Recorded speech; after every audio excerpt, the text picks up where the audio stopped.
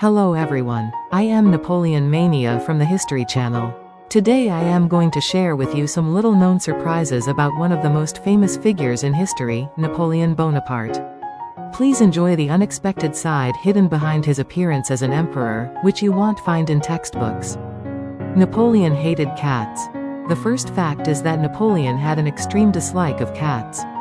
He would shudder at the mere sight of a cat and would interrupt a meeting if a cat was in the room. In 1809, during the war with Austria, Napoleon was holding an important strategy meeting. But suddenly a cat entered the room. Napoleon immediately jumped up from his chair and ordered the cat out, his face pale. This incident was long recounted by his entourage. The cause of this phobia is unknown, but some believe it is related to childhood trauma. It is believed that he may have experienced being attacked by a stray cat during his childhood in Corsica. It is interesting to note that while Napoleon disliked cats, he was very fond of dogs. In particular, he was very fond of Empress Josephine's pug dog, Fortune. He had a talent for mathematics. Napoleon was not only a military and political leader, but also a gifted mathematician. He was particularly interested in geometry and discovered a theorem about triangles called Napoleon's theorem. This theorem states that if you construct an equilateral triangle on each side of any triangle, the figure created by the center of gravity of those equilateral triangles will also be an equilateral triangle.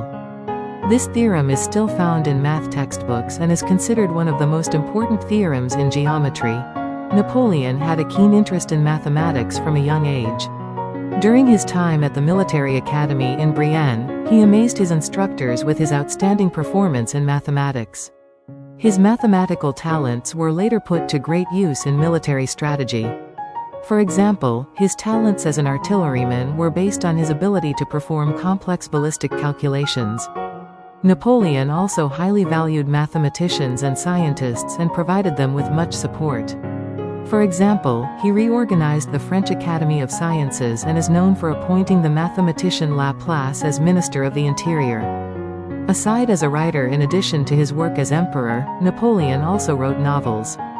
He wrote a love story titled Clisson when he was 18 years old. The novel is a love story set in Corsica and follows the main character, a young man named Clisson, who is torn between political intrigue and love. The story is said to reflect Napoleon's own experiences and ideas.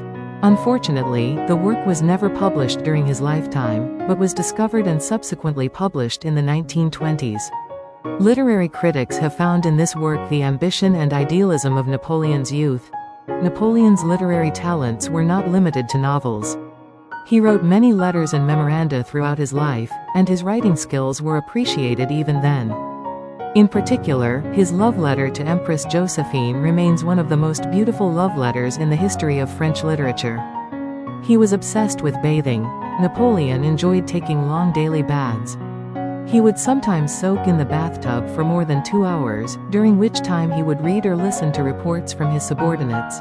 On one occasion, during an important military meeting, Napoleon suddenly left the room and began bathing. When the startled generals waited in front of the bathroom, Napoleon continued to give them instructions from the bathtub. His commitment to bathing was unusual for the time, as frequent bathing was considered unhealthy in late 18th and early 19th century Europe. Napoleon, however, valued cleanliness and did not miss his daily baths. He insisted on keeping the water temperature at 39 degrees Celsius during his baths. For this reason, he always had a servant standing by with a thermometer. He also filled the bathtub with specially scented bath salts, the scent of which is still reproduced today. This bathing routine was also a time for Napoleon to distress and organize his thoughts. Many important decisions were actually made during these baths. He was a punctual man. Napoleon was very strict about time. He used to say, 5 minutes late is like losing a page in your life. One day, Napoleon was 5 minutes late for an important meeting. He was so ashamed of his tardiness that he is said to have donated his salary for the day. This habit, which he acquired during his military service, did not change when he became emperor. He demanded strict time management from his subordinates, and he mercilessly reprimanded those who were tardy. Napoleon's habit of punctuality also contributed to his military success. For example, he won the Battle of Marengo by bringing in reinforcements at precisely the right moment. His obsession with watches is also well known. Napoleon always wore 2 watches, one showing Paris time and the other local time. This enabled him to always be aware of the time difference from his home country. Culinary interests. Napoleon was also known as a gourmand. In particular, he is credited with inventing a dish called chicken marengo. On June 14, 1800, after his victory over the Austrians at the Battle of Marengo, Napoleon complained of hunger. However, the army was running out of food. The cooks improvised a dish using chicken, tomatoes, eggs, shrimp, garlic, and other ingredients they could procure from nearby farmers. This was the birth of chicken marengo. Napoleon liked this dish so much that he had it prepared frequently thereafter. It is still one of the staples of French cuisine today. Napoleon's interest in food was not limited to the creation of dishes. Napoleon also devoted himself to improving the diet of his troops. He believed that a good diet would boost the morale of soldiers and improve their fighting ability. Napoleon also placed great importance on speed when eating. It is said that his meal times were usually around 15 minutes. This was also an expression of his belief in not wasting time. Short stature is a misconception. There is a widespread misconception that Napoleon was short, when in fact he was of average height for his time. Napoleon is said to have been approximately 168 centimeters tall. This is about the same as the average height of French men in the late 18th and early 19th centuries. So why was he considered short? Another reason was the influence of caricatures from England, which was a rival. A British caricaturist named James Gilly published many caricatures of Napoleon that depicted him as small. These drawings remained in people's memories and created the impression that Napoleon was short. Another factor that reinforced this misconception was the fact that Napoleon was often surrounded by his tall Kingsguard. Interestingly, Napoleon himself took advantage of this misconception. He would sometimes make himself appear smaller than he actually was to catch his enemies off guard or to give them a bigger surprise after a victory. A lover of perfume. Napoleon loved perfume. In particular, he used several bottles of eau de cologne a day. Napoleon also brought a large quantity of perfume with him on his expeditions. During his expedition to Egypt, it is said that he prepared enough perfume for 2 years.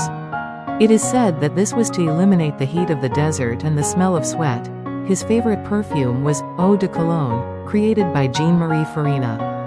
This perfume has a refreshing citrus scent, and it is said that Napoleon used to uplift his spirits by wearing this fragrance. It is interesting to note that Napoleon used perfume not only as a mere luxury item, but also strategically. He enhanced his presence by making his scent known to those around him. Recipes for Napoleon's favorite perfumes are still available and can be purchased today. Many perfume lovers enjoy the same scents as Napoleon. Napoleon was also interested in herbal scents as well as perfumes. He was particularly fond of the scent of rosemary, which he often used to enhance his concentration. Interest in ancient Egypt. During his expedition to Egypt, Napoleon brought many scholars with him to study ancient Egypt. This expedition led to the establishment of the discipline of Egyptology. In 1798, Napoleon sent about 150 scientists, engineers, and artists to accompany him on his expedition to Egypt. This was not only a military expedition, but also an academic one.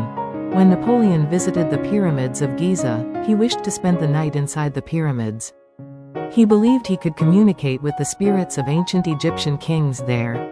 During this expedition, the Rosetta Stone was discovered. This stone monument later became the key to deciphering Egyptian hieroglyphics and contributed greatly to the understanding of ancient Egyptian civilization. Napoleon's interest in ancient Egypt was also used in his political image strategy. He likened himself to a pharaoh and incorporated Egyptian-style decorations into his palaces. This was an attempt to link the legitimacy of his power to ancient civilizations. The Egyptology, compiled under Napoleon's direction, triggered a 19th century boom in Egypt and increased interest in ancient Egypt among people around the world. A master chess player. Napoleon was a brilliant strategist, but he was also a master chess player. Napoleon was a great strategist, but he was also a great chess player. He enjoyed playing chess even on the island of St. Helena, where he was exiled. On St. Helena Island, Napoleon played chess with many of the island's visitors. Among them were some of the most famous chess players of the time. On one occasion, Napoleon is said to have played a game against Lewis Williams, a well-known chess master, and won with flying colors. Napoleon's chess strategy had much in common with his military strategy. For example, he emphasized central domination techniques, control of the center of the chessboard.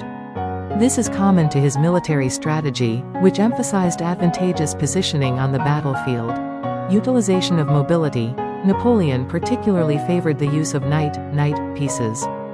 This is related to his effective use of cavalry in actual combat. An aggressive style of play, Napoleon's style of play emphasized attack over defense. This is consistent with his policy of emphasizing quick attacks and breakthroughs in his military strategy. Napoleon saw chess not only as a pastime, but also as a way to train strategic thinking.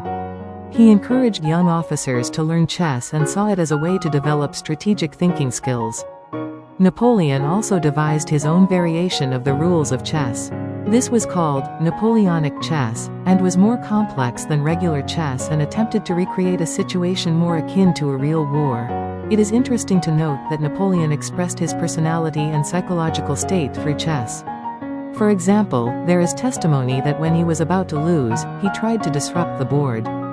This was consistent with his behavior on the actual battlefield, reflecting his strategy of trying to break the ice by taking unpredictable actions in adverse situations. How was it? We hope you enjoyed this unexpected aspect of Napoleon. I see that great historical figures, just like us, had a variety of interests and traits. It is very interesting to consider how his multifaceted personality and talents influenced his life and accomplishments. The example of Napoleon illustrates the complexity and diversity of human beings. Great leaders and historical figures, like us, had their own unique personalities and weaknesses. By looking at history from this perspective, we can better understand it and learn much from it. In the next issue, we will explore some unexpected aspects of other historical figures. If you like it, please subscribe to our channel and give us a good button. So, enjoy the next installment.